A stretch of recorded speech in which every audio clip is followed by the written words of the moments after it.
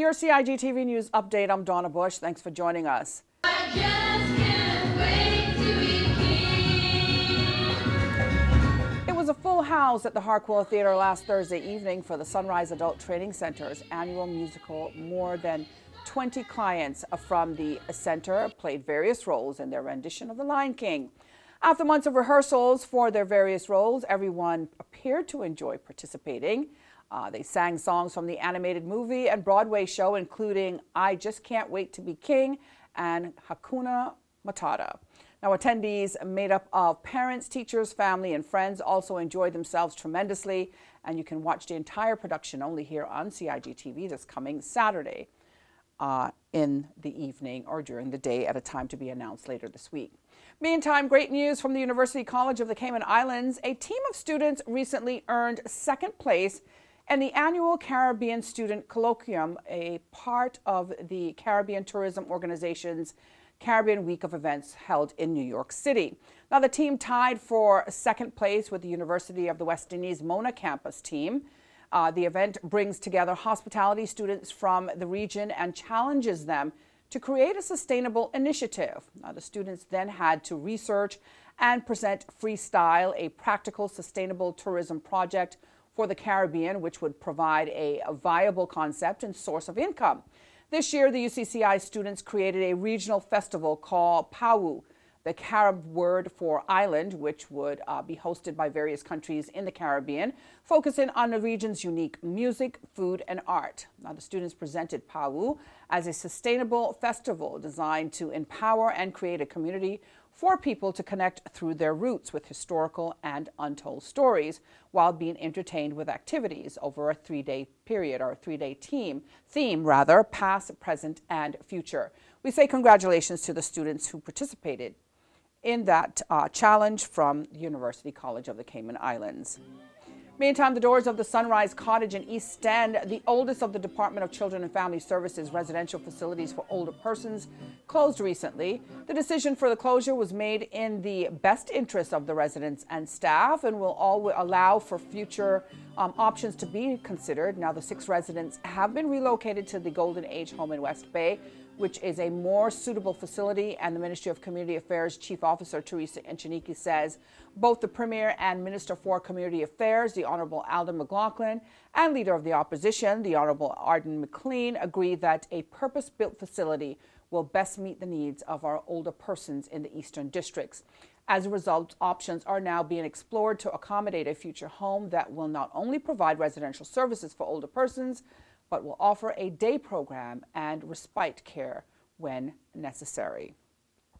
Well, the Cayman Islands will join the United Nations in observing World Sickle Cell Day this Wednesday, with raising public awareness of the disease as the main objective of the day. Sickle cell disease is a chronic disorder with the condition present at birth, and it is inherited when a child receives 2 sickle cell genes. At present, though, there are some 41 persons with sickle cell disease known to the Cayman Islands Public Health Department here in the Cayman and Grand Cayman and the other 2 islands. While screening for sickle cell disease in the Cayman Islands has been in place since the early 1970s for higher risk families, and since the 1980s for school entry screening, routine newborn screening has been in place since 1997. This has helped in early identification of the sickle cell, that the disease with appropriate counseling and management can be under control. Now, a sickle cell support group also meets 3 to 4 times a year. Patients and families receive information on management of the disorder as well as support there at those meetings. For more information, you can contact Mrs. Joy Marin on 244-2630. That's 244-2630 for more on the support groups. Well, for a look at our weekly schedule of programs here on CIG Television, you can go online to gis.gov.ky. If you missed today's news update, you can go to the Cayman Islands Government Facebook page as well as the CIG Television YouTube channel. I'm Donna Bush, as always, thanking you for joining us, wishing you a wonderful and, of course, a very safe evening, and inviting you back here again tomorrow. Until then, bye-bye for now.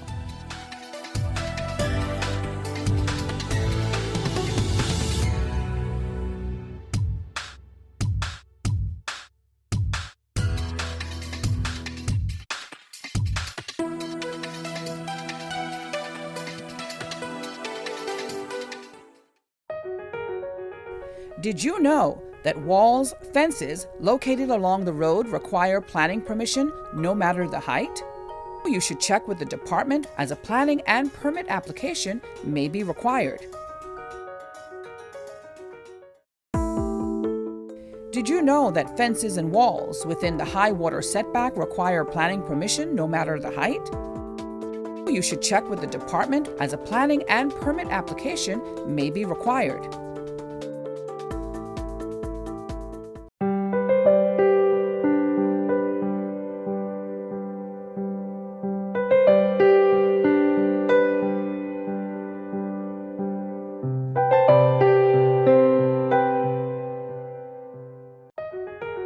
Did you know that planning permission is required for a shed?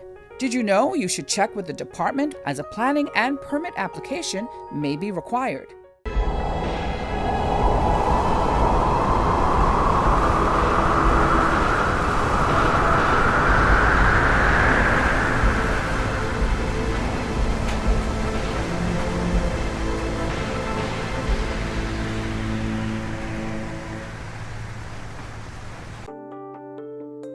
Did you know planning permission is required to clear land by mechanical means? You should check with the department as a planning and permit application may be required. Boating, fishing, and water sports in the Cayman Islands are great, but keep a cool head. Here are 7 tips for fun and safe sea outings. Number 1. Use a checklist to plan your outing. Check the weather forecast, make a float plan, and share it with someone who is remaining on land, stating where you're going, with whom, and when you're expected to return. Visit your nearest marine supply store to get your safety gear. This includes signaling mirrors, whistles, and a flare kit.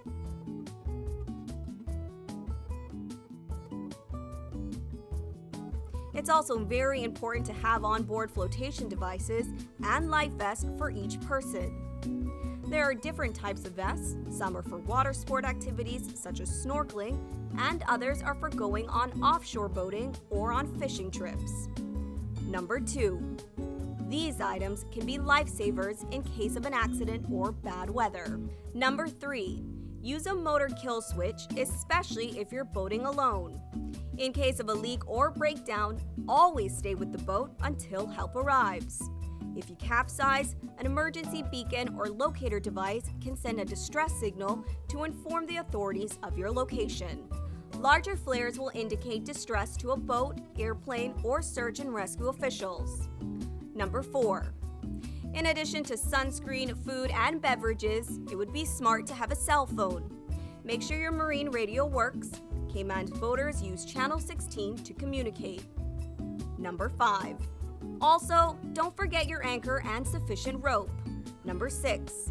Boat operators should be familiar with the local waters and reefs, as well as the capabilities and functions of the vessels they are using.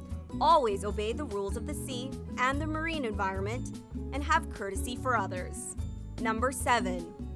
Alcohol and salt water do not mix, especially if you're the captain. Some useful contact numbers are 911.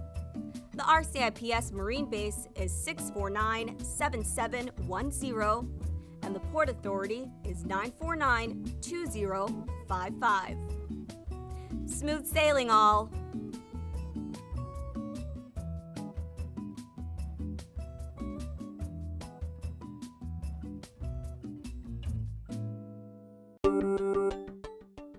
Did you know that planning permission is required for an addition, alteration, or any material change to your house? The 10% rule no longer exists. Did you know you should check with the department as a planning and permit application may be required?